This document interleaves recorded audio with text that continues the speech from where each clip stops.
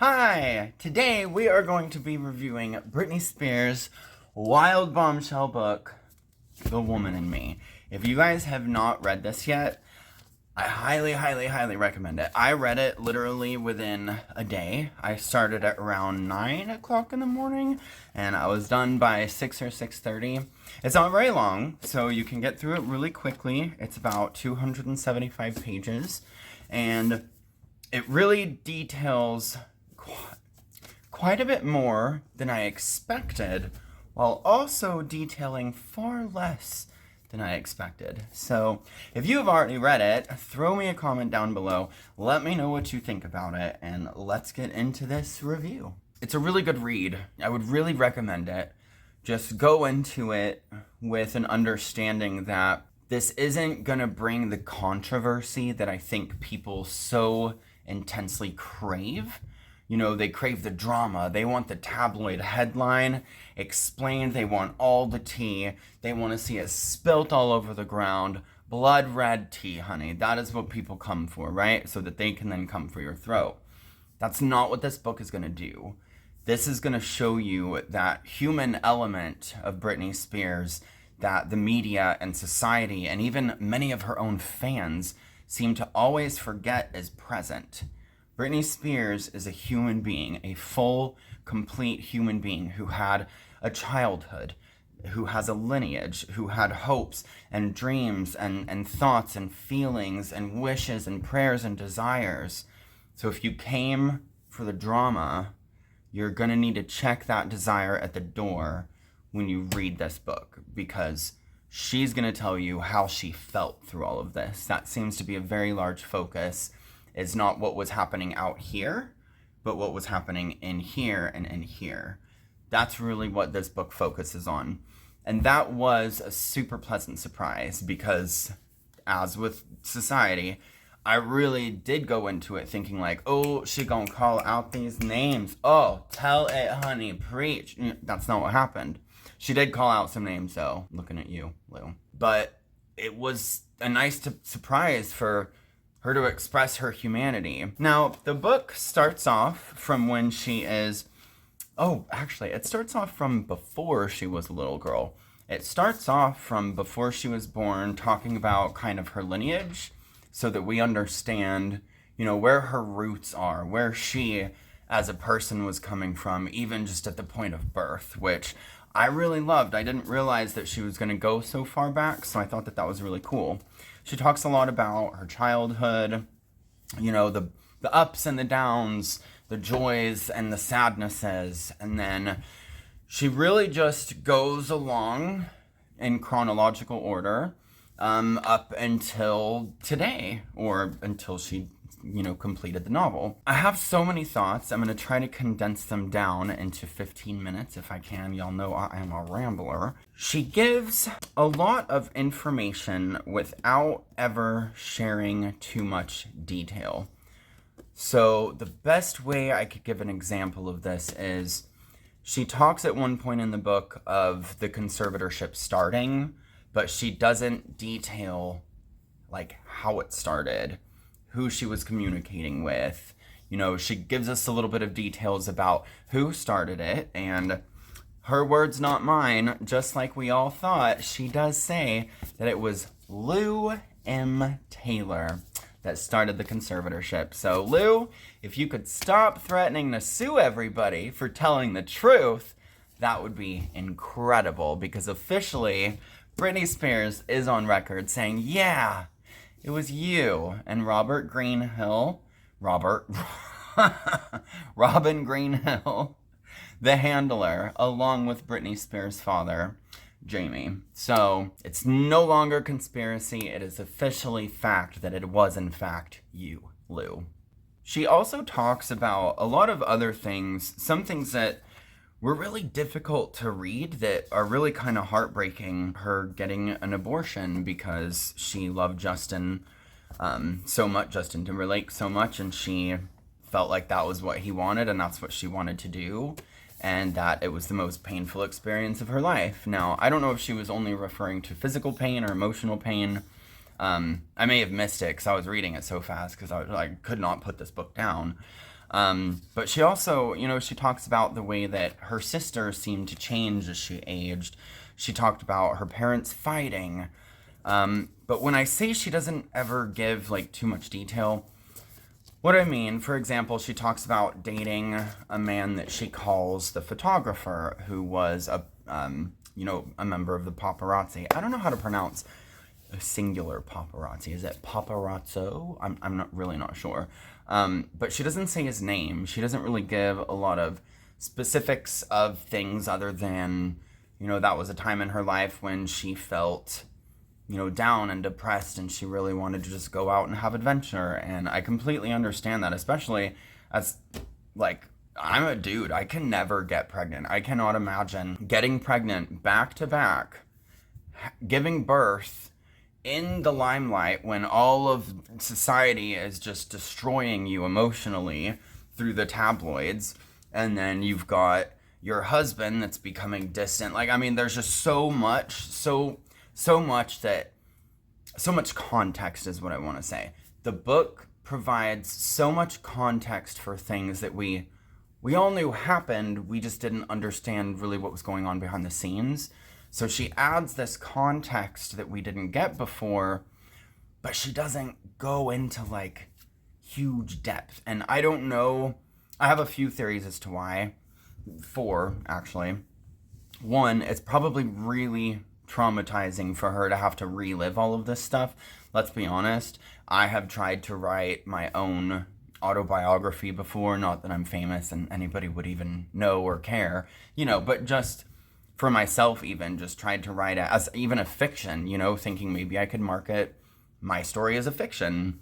But there are some things that are so traumatizing, I cannot write them. So I'm like, maybe she really couldn't get into the details because of that. Another idea, or my next 2 ideas, are either that she doesn't want to drop any evidence that she'll need in court if she's planning on pursuing anything legally. I have no clue. She doesn't say that. I'm just wondering. Or maybe she doesn't have evidence to back up things that she knows are true, so she kept those things out so people could not... Okay, kidder. My cat is, Hey, what are you doing down there? Oh, okay. He's doing something. Maybe she doesn't want anyone coming after her. And then my final theory, and the one I think is probably more accurate, along with the first one of it just being too traumatizing, she's really freaking nice, okay?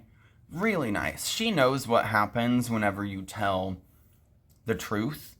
People come for you.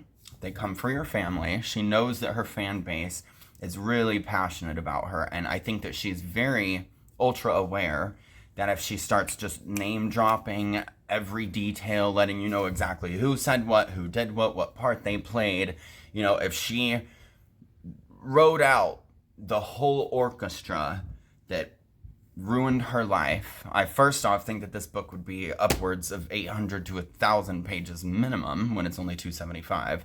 But I also think that she's aware that her fans would probably come for not just the people that did it, but also their families. And she's lived that. She's seen that. I don't think she would want to put other people through that.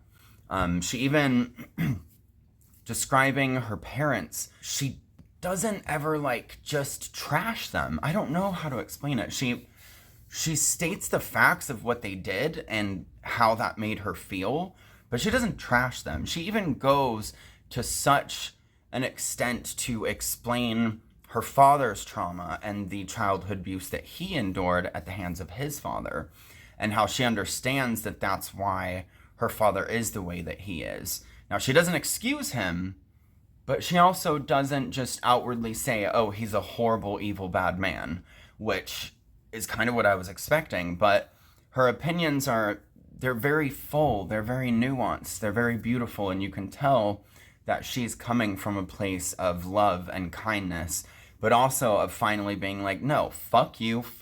It's like that music video where she's like, fuck you, you're cool, I'm out. It's like that one. Inside Out? Is it Inside Out? I don't remember. She also talks about this huge chunk of her life, essentially, just doing what she was told. Now, what she does not specifically say is they signed these contracts for me and said, okay, now you have to do this. But that's kind of the vibe I got from it. Her dad said, I'm calling the shots now. I'm Britney Spears now. Something like that. And she went along with it because she did not want to lose her boys. And I'm not going to give any spoilers or anything like that, but it just felt like what she was essentially saying, and I don't want to put words in her mouth. It's what I got from reading it, was that a lot of the albums and the tours or the shows that she was on maybe weren't her choice, and she, maybe would not have done those things, but she had just given up on fighting back because it wasn't working. But that's another thing. She doesn't really describe a lot of her fighting back. She says that in one part, she talks about how people kept sneaking her burner phones so that she could try and get out, but she always got caught. And that's as far as she goes. She doesn't give you any specific situation, which again, it's probably too traumatizing. And again, she probably doesn't want to get anyone in trouble. I've been following, the conservatorship since 2011, so not since it happened. There was a moment in there, I was in high school, we all go through crazy stuff in high school. But one thing that I always understood was, yes, she is a human being. She has her own humanity. And that's what, whenever I learned about what was going on, what made me feel so poorly for her, what made me want to help get her out. I didn't know what to do. I didn't use the Free Britney hashtag until close to the end because I didn't realize it was a thing. You know what I mean? I didn't know what to do. I was clueless. And P.S. I had even had social media accounts taken down of my own for commenting on her stuff and trying to message her to make sure that she was okay. I was taken down for spam. And so at that point I was I don't know what to do. I can't interact with her. What am I going to do? And then I realized all these people had this social media movement, and I'm oh my gosh, how did I not realize? But I always recognized this humanity in her, right? But this book, it slapped me in the face with a whole new level of humanity of her. And it gave me just a better understanding and a deeper love, or parasocial love. Obviously, I do not know her. Because those moments whenever, someone screws you over and you see them get got, or you see them get screwed over in the public eye, and you're you deserved it, karma. She doesn't even think like that in this book. Maybe she does in real life, I don't know, but if she does, she didn't put it in here. And that just seems so beautiful to me. I don't want to spoil the story, but there's something that happens with Kevin Federline, and someone's criticizing him essentially, and she did not like it because that was the father of her children. That to me, it shows the type of human being that she is. It shows how stand up this woman is, that even somebody who completely effed her over, potentially even used her to get their own career going, which wouldn't be the first time it had even happened to her, she still did not want to see publicly criticized because that was her children's father. It's not something I'm sure she would want them to see later on in their life. In her eyes, it was uncalled for. That shows you what type of woman this is. Right there. That one story was all I really needed to understand. This is a good human being. This is a beautiful soul that has been just beaten down time and time and time again. And I'm so glad that she's finally at a place where she's able to use her voice. I'm not going to spoil what she says her plans for the future are, because I really want you to read it and find out for yourself. I personally am so excited to see where she goes or what she does next. Even if what she does next is disappear from the limelight forever, never release another song, never do another live performance, never go on another show or movie or talk show or anything. If what she chooses to do is buy a little shop in France or Italy or something like that and live a quiet life, I just think that would be so beautiful. If she decides to, top the charts once again, because if she releases an album, it'll be number one. The singles will be number one. The music videos will be, you know what I mean. The tour will be one of the highest grossing tours that year. Like, it's Britney fucking Spears, you know what I mean? But whatever she decides to do, I am so excited. But I do have a suggestion on the off chance that Britney sees this, which I already know is a 0% chance. But still, girl, I'm just saying, you could write more books. I'm just going to drop that idea for you. There you go. Because I think we would all read them, even if they were like fiction. I really enjoyed her writing style. I think it would be so cool to just hear what stories she might have in her head. So, yeah, that's my little suggestion. Now, if you've read the book, again, let me know what you think down in the comment section.